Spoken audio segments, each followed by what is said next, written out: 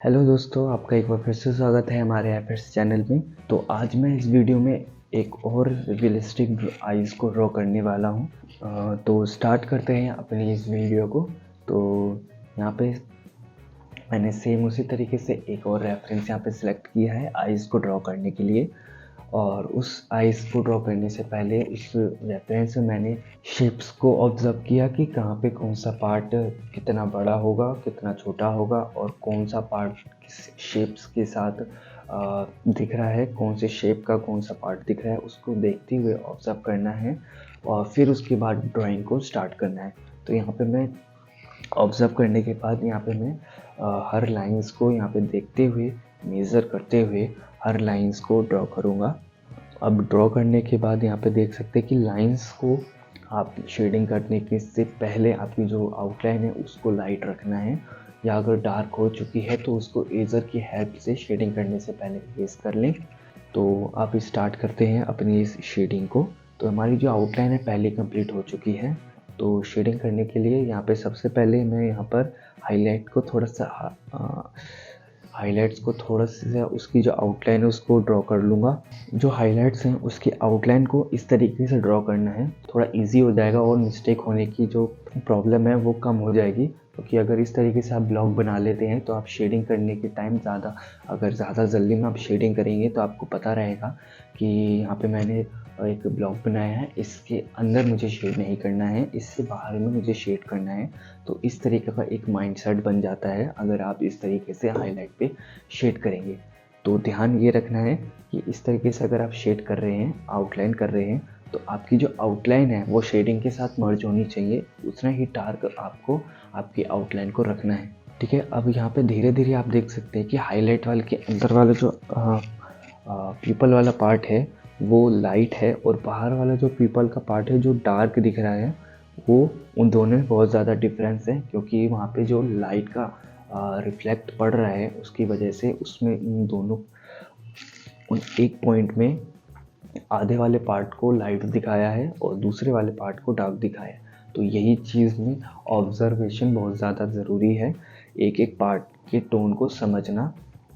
जितना ज़्यादा आप ऑब्ज़र्व करेंगे उतना ही अच्छी तरीके से आप रियलिस्टिक ड्राइंग को और भी अच्छी तरीके से बना पाएंगे। तो ये आप देख सकते हैं कि मैं जैसे जैसे लेयर के साथ वर्क कर रहा हूँ वैसे वैसे उस टोन को और भी ज़्यादा डार्क कर रहा हूँ। जहाँ पे मुझे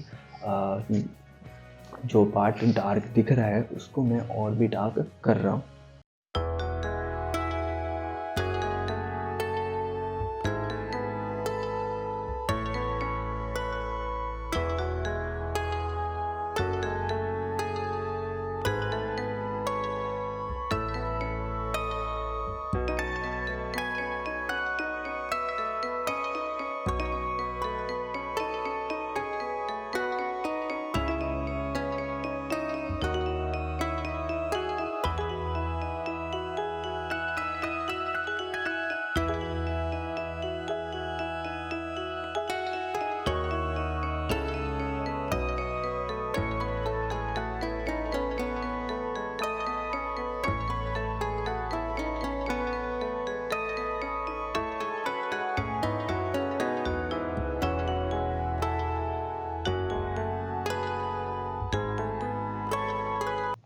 और यहाँ पे आइज़ के अपर लिड को भी यहाँ पे शेड कर लेंगे। यहाँ पे आप देख सकते हैं कि मैंने यहाँ पर शेड किया है स्ट्रोक्स के साथ। फिर उसके बाद नीचे वाले पार्ट को मैंने शेड किया है और आधे पार्ट को मैंने छोड़ दिया है, क्योंकि वो हाईलाइट वाला एरिया है। उसके कॉर्नर्स में मैंने शेड किया और सेंटर वाले पार्ट पे शेडिंग को छोड़ दिया है। और शेड करने के बाद यहाँ पे मैं नीचे वाले लोअर वाले पार्ट में भी शेड कर दूंगा। सेम उसी तरीके से लेयर बाय लेयर शेड करना है, ना कि एक बार में ही टोन को अचीव करना है। और जहाँ पे ज़्यादा हाइलाइट्स दिख रहे हैं जो कि आपके शेडिंग के साथ अगर मर्ज हो जा रहे हैं तो उसको आप इरेज़र की हेल्प से अपनी आउटलाइन को इरेज़र की हेल्प से अपनी हाईलाइट को और अच्छी तरीके से क्लियरली दिखा सकते हैं, जिस तरीके से मैंने यहाँ पे इरेज़र की हेल्प से उसे ड्रॉ किया है।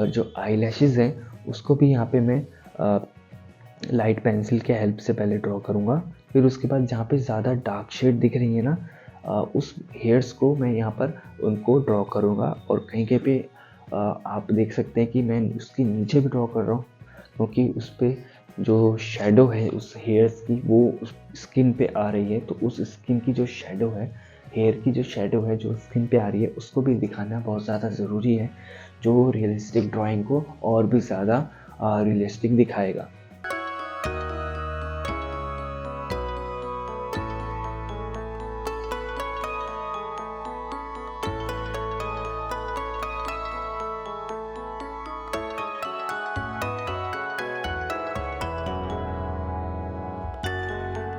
तो यहाँ पे मैं सेम उसी तरीके से यहाँ पर अपर जो ऊपर वाले जो आई लैशेस हैं उसको यहाँ पे मैं शेड करूँगा।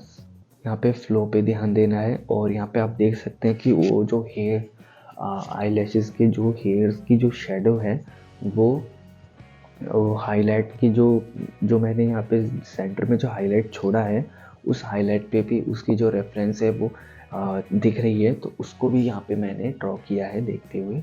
तो इस तरीके का आपको ऑब्जर्वेशन चाहिए। जितना ज़्यादा आप ड्राइंग की प्रैक्टिस करेंगे, जितना ज़्यादा आप रियलिस्टिक ड्राइंग बनाएंगे, उतना ही ज़्यादा आपकी ऑब्जर्वेशन भी बढ़ेगी और नई नई टेक्निक्स जो हैं शेडिंग करने की वो भी आप अचीव कर पाएंगे।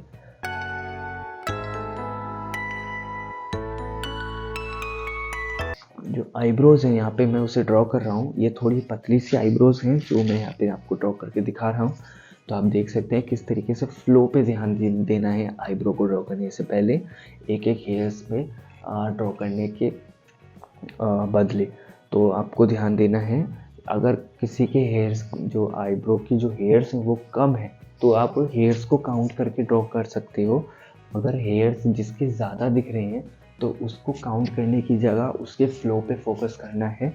जिस फ्लो पे उसके हेयर्स जा रहे हैं उस फ्लो पे हमें उसकी जो स्ट्रोक्स हैं वो देनी है और उसको ड्रॉ करना है।